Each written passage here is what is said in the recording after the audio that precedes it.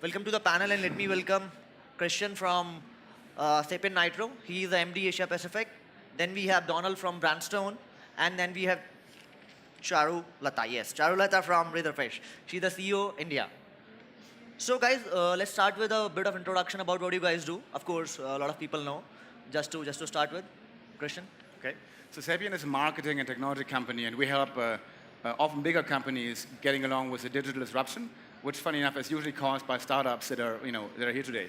So we help them get along the journey and cope with that. Okay, Donald. We use mobile phone and data to connect global brands to new consumers and their customers, principally in the developing markets. Razorfish is into end-to-end solutions to create business transformation for their clients. By end-to-end, I mean from the marketing, from digital marketing to content to social to all the way up to e-commerce, as well as creating technologies. So, end-to-end. So Charu, I will start with you. As we were talking before the panel, a startup who is bootstrapped or has not raised much amount of funding or even have raised funding, right? So how important is the product market fit versus just blindly branding? Right? Versus what? Versus blindly, putting money in the branding, right? Right, okay. So, yeah, in fact, I was in a mentoring session yesterday and I spoke to quite a few of the startups. And a couple of them actually came to me with the idea that they had. But I think the point that they were missing was, one, their product was not strong enough because there were people out there who were doing similar stuff one way or the other. So the differentiation has to be really strong. If I were to stretch that example and tell you, give you an example of, let's say, Airbnb, when they came into the market, they completely changed the way people travel and live, right? And then comes Oyo Rooms in India, and Ritesh really comes up with a model which seems similar to Airbnb, but a huge differentiator. Why? Because his pricing model was so innovative. And he didn't really go into residences. He was looking for opportunities where the unutilized capacity in smaller hotels could be actually brought into space. And no one had thought about it. So you really need to have a product which no one has thought about, unless you have a bottomless pit to fund it and create it into a brand that can become really big. Don't risk it. Do your homework well. That would be my advice to you. Donald, you want to comment that? Yeah, so I would like to build on that. I mean, when I worked with Draper Fisher Jurvetson, we would see thousands of business plans a year. And we had what we call the 10x rule. 10 times better or 10 times cheaper. And when you have that, then you've got the basis to build something on it. And one of the kind of careful things to check is that it's not you that thinks it's 10 times better or 10 times cheaper, right, but that you do your really careful analysis of the market and the client and the customer, and they think it's 10 times better or 10 times cheaper. But that's your starter for 10, as it were, and then you can build a brand. Right. Christian?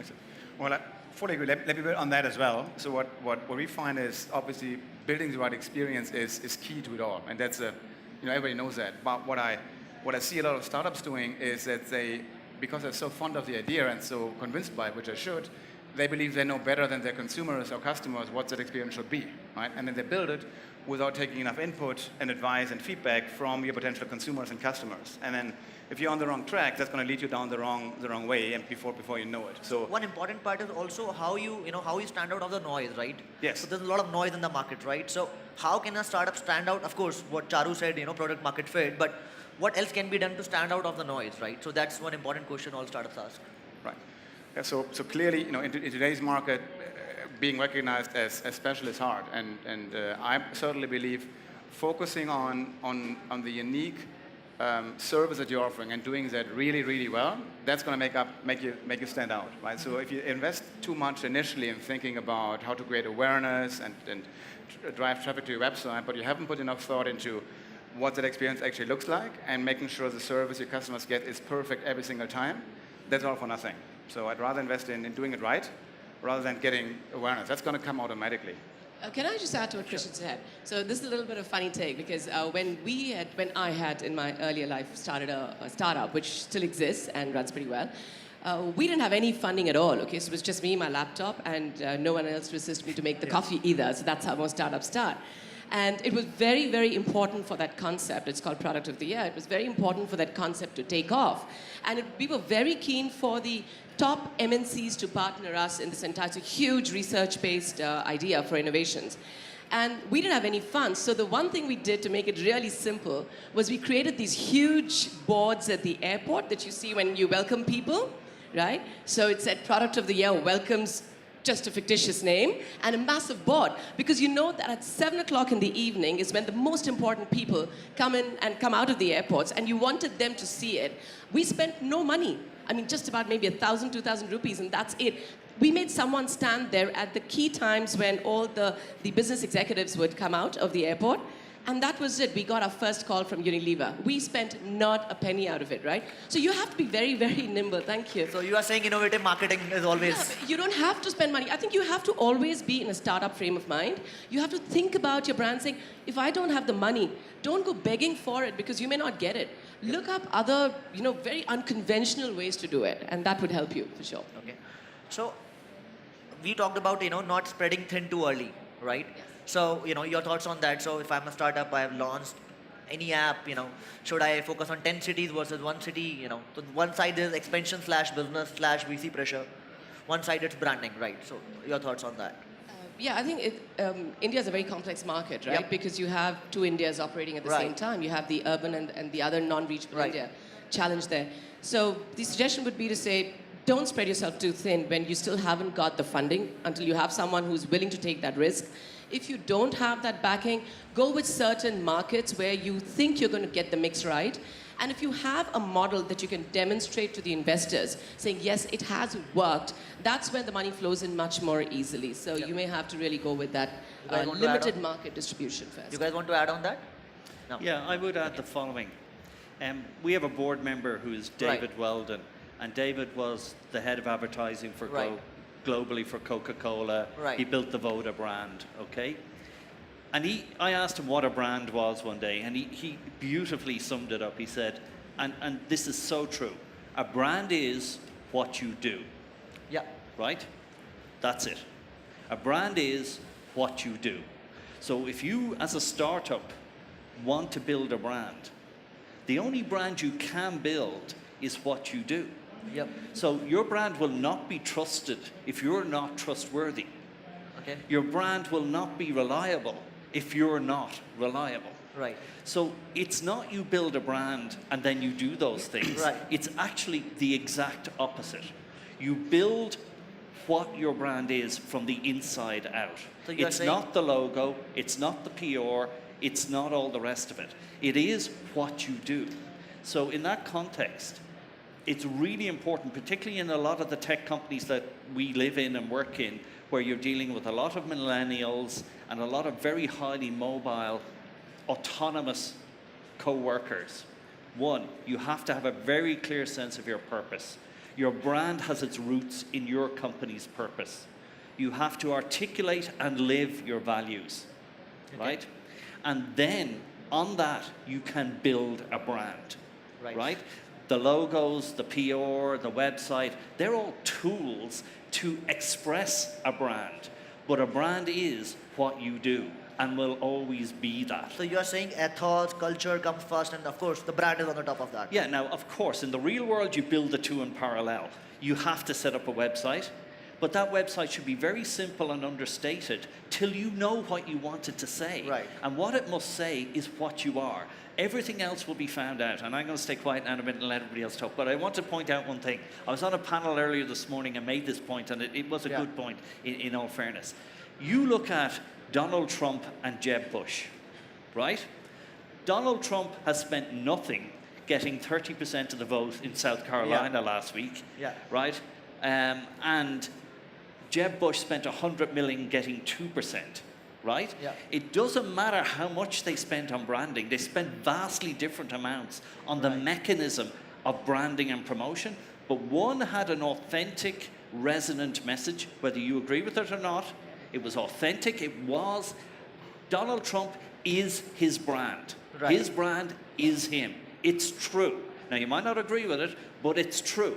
Jeb Bush is the family legacy, and he is not that. And everybody could see it. Okay. So Can I just add to what he sure. said? I think in the same line of thought, Bush backed out, right? So I think it's also important to understand that Bush backed out to minimize his losses. You have to know when your idea will not work. I think that's another important point, because when you're in a startup mode, you fall in love so much with your idea that sometimes you get blind to it and you don't understand this isn't going to work. Move on very quickly onto the next idea that you have, and don't invest too much of your time and life into just that one idea. Bush walked out of it. Maybe you should know when to walk out of it as well. Fully agree. And I can only add to what you guys said, Donald and Charulata. Today, Sapient has 20,000 people, but 20 years ago we started with 2 people, like many of you guys today in your startups. And the way we grew is not by investing any money in brand identity and logos and online marketing, which wasn't even there then, but basically building the values that we wanted to stand for, hiring people into the company that shared those values and sharing it with clients, and then it grew. Right? It's all about knowing what you want to do and the values you have. And then the growth is going to come automatically, right? Because if you look, every big corporation today, all the competition you're going to face in your markets, the big companies, they've all started as a startup. Yeah, and the reason they grew is because they actually were true to their values and kept adding to it. So from a Sapient Nitro perspective, Christian, you have worked with all the bigger brands, right? So what similar patterns you have found, one needs to build a brand, right? So I'm sure there might be some patterns common with every brand, or not, I don't know. So your insights. Oh yeah, totally. There goes the same patterns that many startups do. Right. In fact, they're now going through it quicker because of the disruption that's being introduced into the many markets by startups. Startups are much quicker in adopting innovative technologies and doing things differently, and that's actually putting the big companies on their toes to be able to keep up with that and also change their ways. Okay. Your experience, Donald, with that?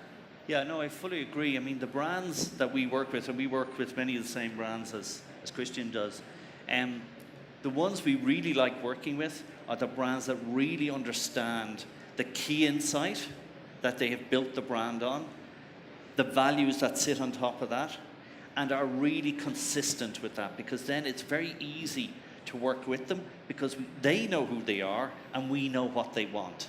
So again, it's the same for a small company as it is for a global brand. At the core, that brand is what you do. So for example, we work with Dove, right? Dove is an excellent example. Dove has a set of values about women and beauty. Right. Okay? And its product really lives those values. Right. That's why it's a strong brand. Not because the wrapper is nice, right, and not because the TV commercials are good, which they both are, by the way, I hasten to add. Right. But they are able to be good because they're underpinned by values which are underpinned by key insights. Right. So, Donald, you are into mobile, right? You have a mobile marketing business, right? So, how important design part is when it comes to branding? How, of course, design and branding are very connected, but in terms of mobile and your experience. So, what is important about mobile, I suppose, and that's essentially different, right, from traditional media like TV, radio, press, outdoor.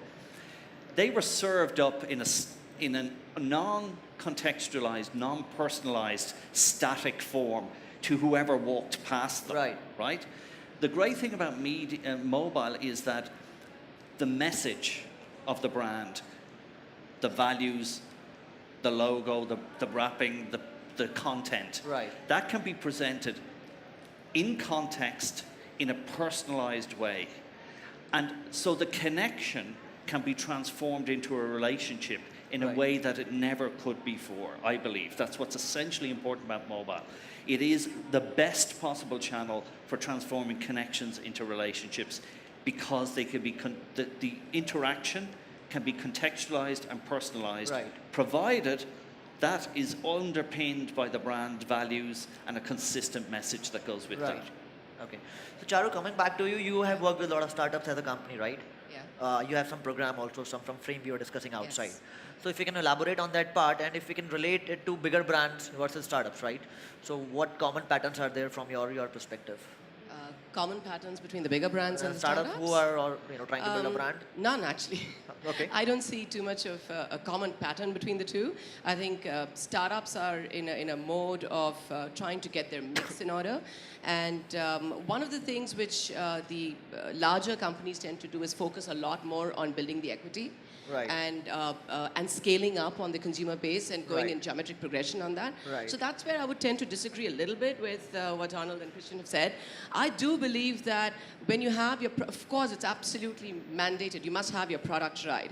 But I think it's equally important to get the message out there. So you may be sitting with the product, but if people don't know about it, and maybe that's because I also wear a hat of a traditional advertising person. Yep. But if you don't get people to know about what you have, no one's going to talk to you, and I think that becomes really important. So for a startup, that is an important focus area as well. I don't know if it's an option of getting the product right and then getting to the next stage. I think a startup has to now crunch all the timelines and get to all of it at the same time. I think parallelly working on all. Yes. Yeah, Okay. because it's also, today I don't think it's survival of the fittest. It's really survival of the disruptor. Right. And if you need to disrupt, you have to disrupt in a way people can notice you disrupting. Right. Okay. And so we talked about branding, we talked about product market fit. What about online advertising, right? Or online marketing or online brand building? Because that's what picking up, right? Some of tools are very cheap to use, in terms of money. Some of them are very expensive. So what's your view on that as Razorfish? What do you see, people spending online on? The most important is to get your SEO right. Because you need to be searchable today. Right. Right? People have to be able to find you, and you need to make that process very easy. So you must have a really strong SEO strategy in place, Got it. and that doesn't take up that much of your coffers, Right.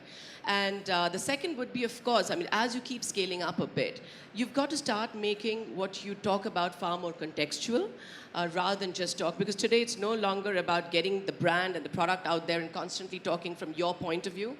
It's about really getting the consumer to talk to you, Yeah, and which means content becomes important. So content's actually taking up a lot of our time with the clients, and to get that strategy right, because content is how you become discoverable. So engagement. And engagement, yes. And that's an important one. So these two would be really the first buckets that one should look at before getting on to Christian, larger what's your thought on scales. that? I entirely agree with Charulata. I would add that once you drive traffic to your, let's say, website, then it's important that that site is actually built the right way. And I look at it, there's 5 questions you have to answer. Why would anybody come to your site? Why would they stay? Why would they buy something on it? Why would they engage? And why would they come back? If you do that and you drive the traffic to it, then your business is going to go a skyrocket. Donald? Yeah, well, we're a B2B business like the other two colleagues here. And I would say, I would agree with everything they've said, but I would also say that in B2B in particular, it's still important to be able to sit down in front of somebody and have a meaningful conversation with them. Right. The web and mobile and everything else doesn't replace sitting down in front of somebody, looking them in the eyeballs and persuading them your product is the one they want to buy, right? And that, what helps with that is a brand that's authentic and has values. Right. But you still need to be able to talk to people, right? Right. And really, get that sale done when you're in there for 20 minutes, right? So Charu, because we are ending up, Sure. just to wrap up, one line for you in terms of branding, Like I said, maybe I'll quote my own line that I just said. One line on branding: survival of the disruptor. And focus the brand on being disruptive, but usefully disruptive, and build on it so people know about it and build equity around it so that investors are interested and see a long-term potential of sustainability in it. So. Donald? A brand is what you do. So if you want a great brand, be great. Christian? I'd actually phrase it differently. A brand is what your customers think it is and perceive you to be. So make sure you include them in everything you do, and don't overpromise, ever. Sure. Thank you, guys. Thanks Thank for you. being on the panel. Thank you so Thank you much. guys Thank you. for Thanks for having us.